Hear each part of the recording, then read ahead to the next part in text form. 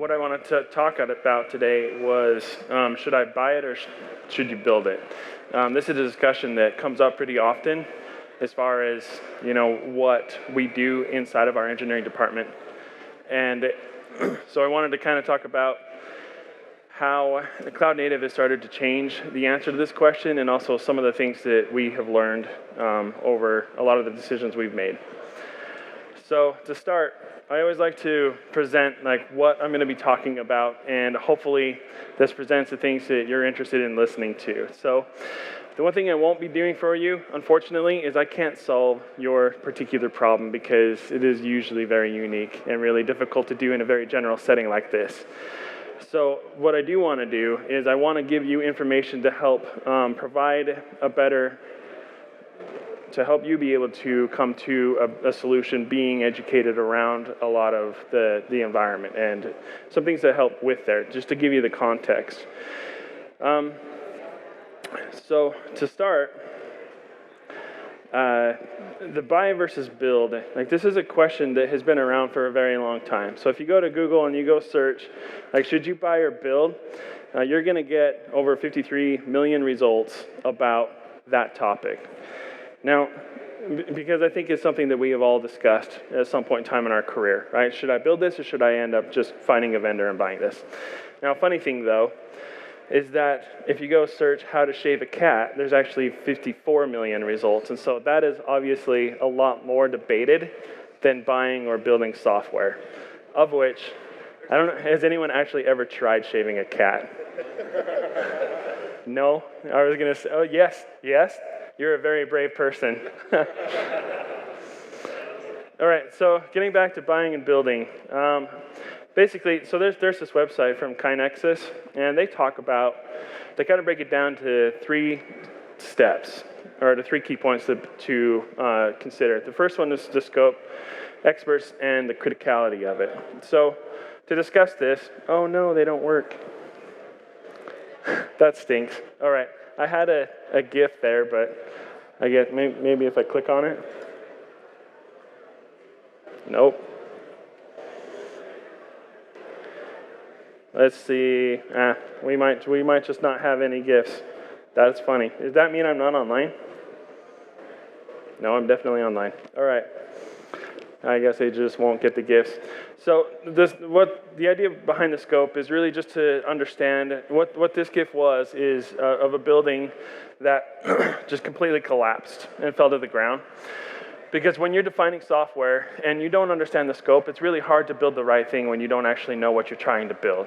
So the idea behind scope is to rationalize and start to figure out an understanding what you want the end product to be before you actually start building that end product. Because without that vision inside, it becomes really difficult to actually build anything. It usually just gets convoluted and lost in the purpose. So the next one is having experts. This image was of a guy who took 2 terminals, hooked them up to a battery, and then connected them to a fence. And it electrocutes him, obviously. And so he kind of just sits there and shakes for a minute and falls down. But the idea here is that when you are considering buying and building, when you're building an in-house solution, it works best if you have in-house experts that understand the subject material that you're building in.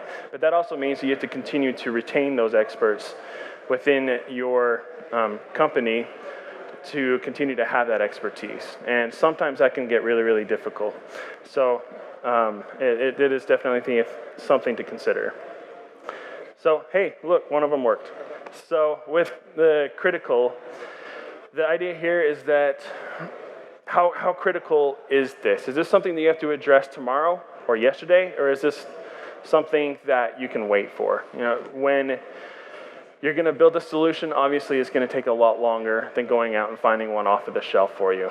There are trade-offs, but the thing to consider there, is can you sit around to wait for a better fit, or can you get 80% there and get it done quicker with a solution? All right, so when to build.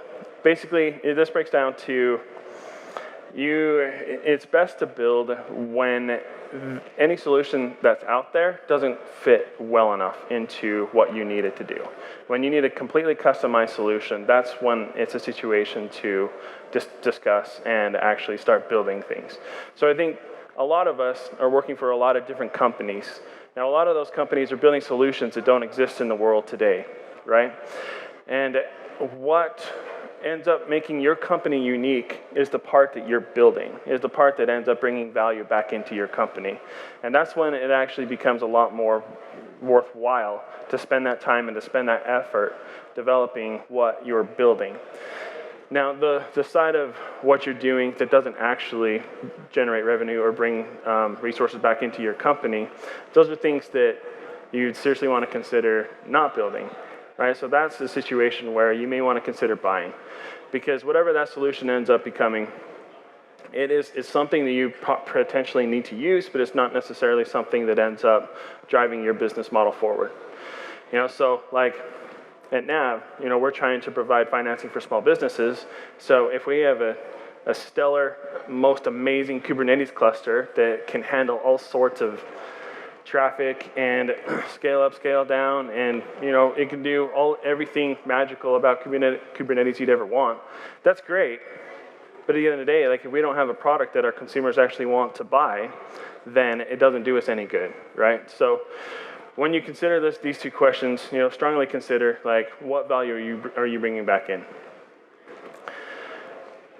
So the end result actually becomes a combination of the two of them, right? Like there's a lot of times where you're gonna wanna build, and there's a lot of times when you're gonna wanna buy.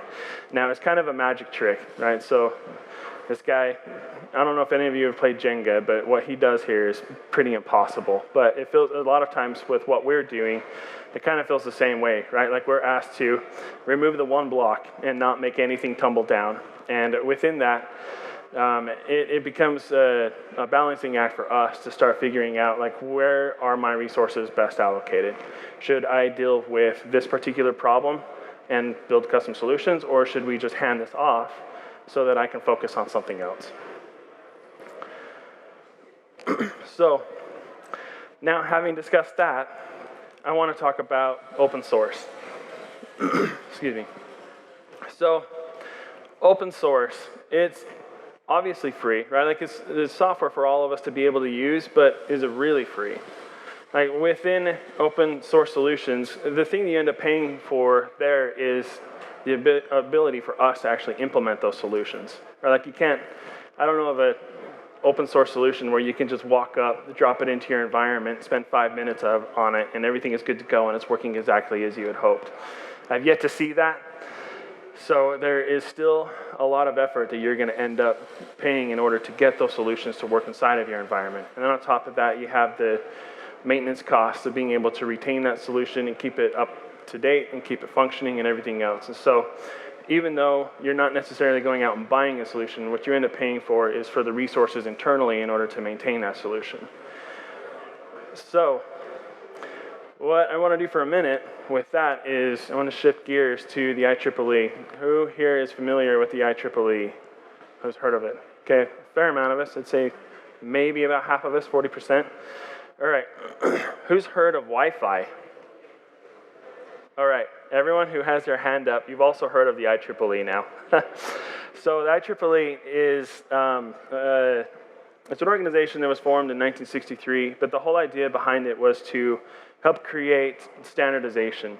So what they do at the bottom, like they help correlate conferences. They also do a lot of publications for engineers, and they also are very crucial around standardization for a lot of technology that we use. So one of those that we all use is the 802 standard. So what the 802 standard is, 802.11. Has anyone heard of 802.11 as referred to Wi-Fi? Yeah, okay, there we go. So that's the correlation, right? Is the standard 802.11 is where Wi-Fi starts to become defined. And then you have 802.11a, 802.11n, 802.11ac, right? So that last number is where we all end up getting, oh, hey, do you have the latest and greatest AC Wi-Fi access point with MIMO technology and all of this stuff, right? Like this is all defined within standards within the IEEE. So the other one that we use a lot is 15.1, and this is Bluetooth. So Bluetooth and Wi-Fi do have some similarities, but obviously like there's a lot of things that are very different between these two technologies. But the thing that they do share is that they have become a standardized solution. So even though I'm from the US, when I come here with my phone and my tablet, it is universal, right? So the systems that I'm using are universal across the entire world. And that is where standardization helps to helps create a more fluid environment. So understanding that, like with that standardization, you can start connecting all sorts of different solutions, and you don't have to start worrying about it anymore, right? Like no one knew who the IEEE was because Wi-Fi just works most of the time, right? Bluetooth just works most of the time, right? So it's something that we don't necessarily need to concern ourselves with. Like one thing I did have to concern myself with when I came here is that to plug my laptop up, it's different than within the US as opposed to here. And so I had to buy a converter in order to do that because that's a standard that's not the same. And so, but I didn't have to install a different Wi-Fi chip inside of my computer because that is standardized. So, so what do we have today as far as like what the IEEE does for us? And this starts coming to the cloud native. So this is where we get to the Cloud Native Computing Foundation, right? So what the Cloud Native Computing Foundation, well, what the Linux Foundation created with the Cloud Native Computing Foundation is the ability, like if you read the first sentence, it says, Cloud Native technologies empower organizations to build and run scalable applications in modern dynamic environments, such as public, private, and hybrid clouds. All right, so this is really like their statement and what they're trying to do. And what the Linux Foundation and the CNCF are doing is that they're helping us to create a set of standardization. So,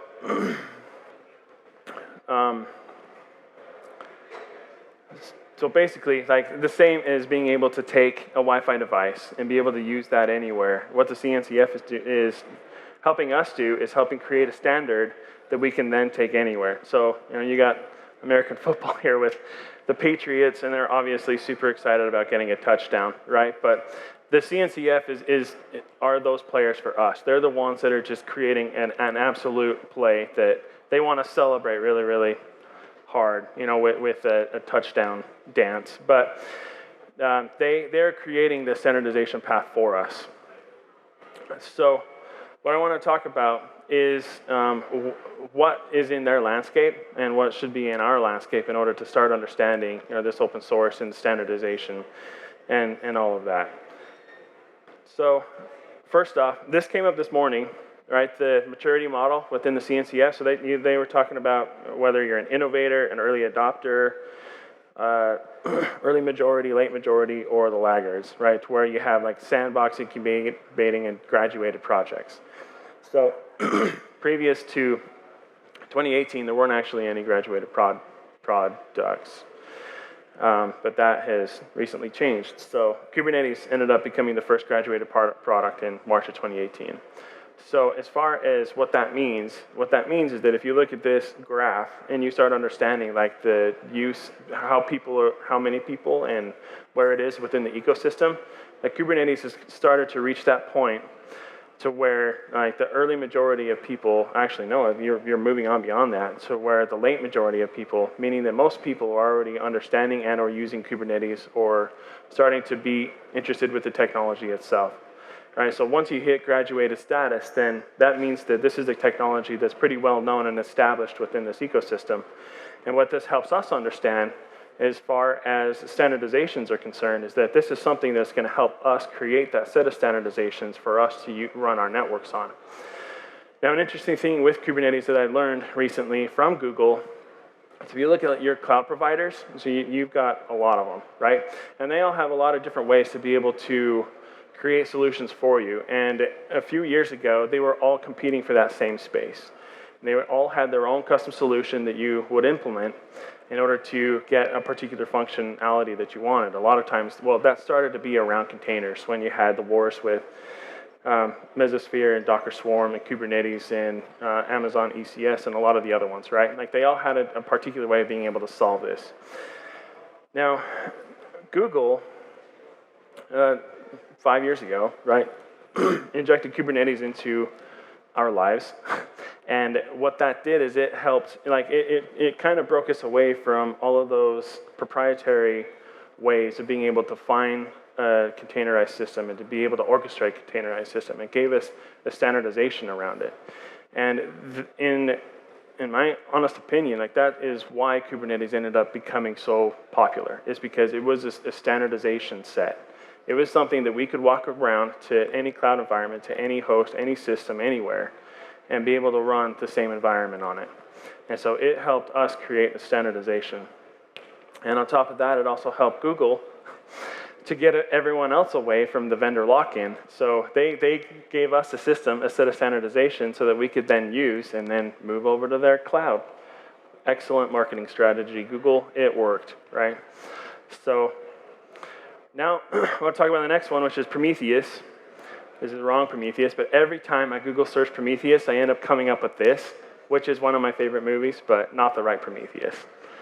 So this Prometheus, it's a metrics and insight system, right? And it graduated in August of 2018. So the thing with Prometheus is that it ends up doing the same thing. It starts giving us a set of standardization and a set of rules for us to understand and how to understand our metrics and how to consume them and to be able to provide insights.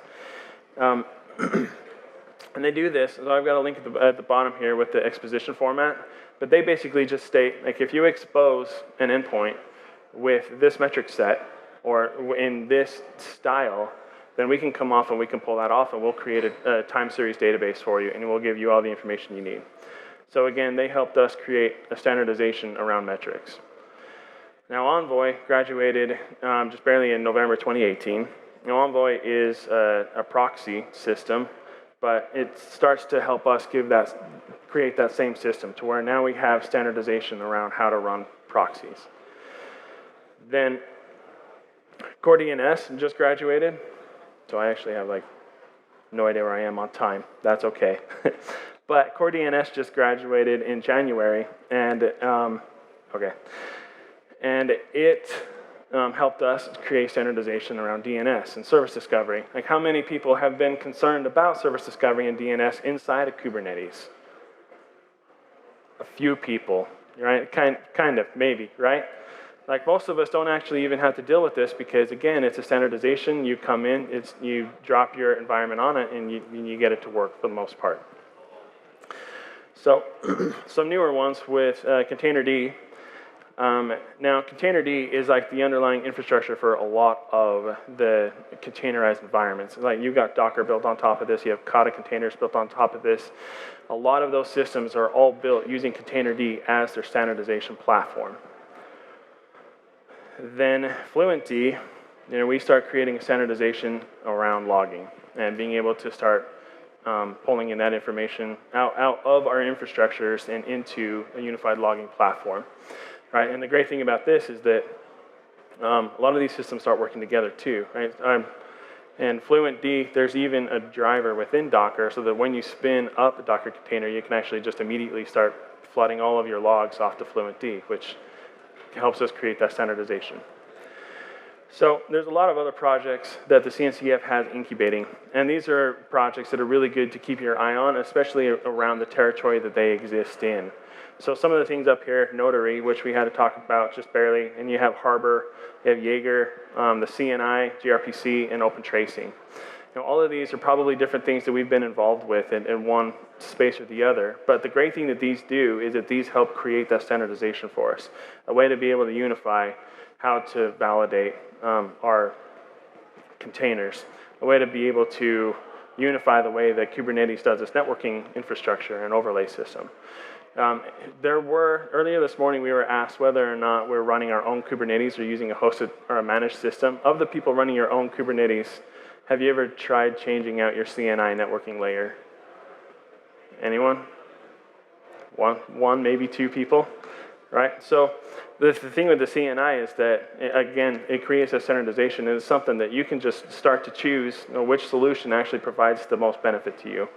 So awesome things. So what I want to do is just give thanks to the CNCF for helping us create that standardization, helping create a system to where like we can all get together and we can talk about things that end up becoming applicable to all of us to help us get to the next stage of not having to worry about as much infrastructure and systems as much as being able to focus on what we need to do for our company to make it unique.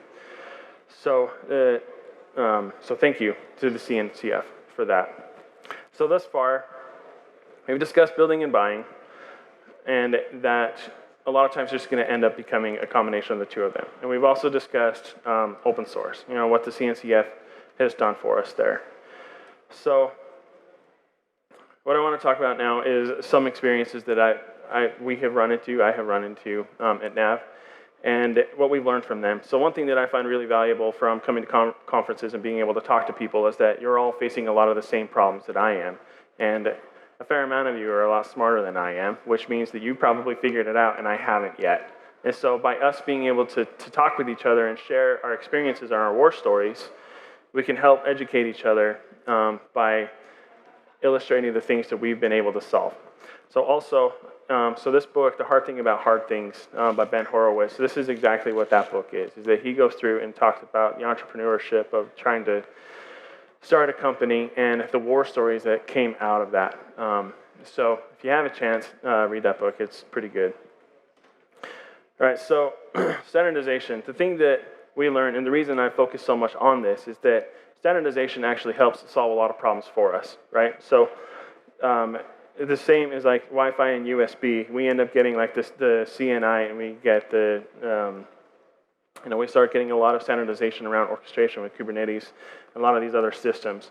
And that standardization helps us to be able to share tools and to be able to share work that we do one with another. And that standardization also helps prevent us from getting locked into vendors as well.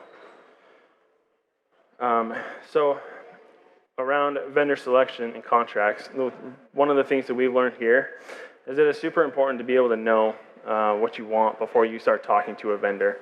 So a lot of times they can sell you a solution that you then try to find a problem to fit it into, but it's best to come with a problem that you're trying to find a solution for. And in those situations, like it becomes a lot more clear, like this is getting back to the scope, right? If you understand the scope, if you understand the problem, then searching for a vendor becomes a lot easier because you understand what you're trying to solve. And you can quickly figure out whether or not they help provide that for you. So as far as buying services, I would absolutely hands down say understand what you're looking for before you start talking to vendors. They are very, very, very, very good at being able to convince you to take a solution and find a problem. But what we really want to do is have a problem and find a solution for it. So the other thing is just keep things simple as much as possible. Don't focus so much on all of the possibilities that could happen. Focus on the core things. Focus on like the functionality and the purpose, because there's a lot of things you can get lost in, and there's a lot of things that would be amazing and fun to play with or tinker with or whatever else. But at the end of the day, if you keep things simple, then a lot of times it's a lot easier and more simple to manage later on. So in that sense, like when you're building, you want to make sure that you understand the complexity you're adding by building. Or by buying a solution before you do it. All right, so try to keep as simple as possible, as much as possible. So then, also don't be afraid to admit you're wrong. Like a lot of us, we all make mistakes. We all do a lot of things that we regret doing. We've probably all taken down production at one point in time or the other. Right? Like it's just something that happens, and it's something that is in the nature of what we do for our jobs. So it's good to be able to just address it, get a solution in place and move on and learn from that lesson. So, that being said, like if you come in and you decided to buy and or build a solution, understand really quickly whether or not you are solving the problem that you're looking for. If you make a call and say, I think it's better to build in this situation, and you understand very quickly that doesn't work, it's okay to admit, I think that this was the wrong way to go. Let's go back and maybe create some clearer definitions around the problem itself before we move on. And also, just have fun. You know, it really is just as simple as that, right? Like when you're working and you're having fun, then that's where the enjoyment really comes from, right? Like you get to be able to enjoy what you're doing. You get to be able to work with a lot of really smart people. You get to attend conferences like this and be able to learn a lot of awesome things. And that is a fun experience for all of us to be a part of. So with that, I just want to say thank you. And if you have any questions, I'd be willing to take them. I think I've got a little bit of time. No? Sweet. Well, thanks for coming, everyone.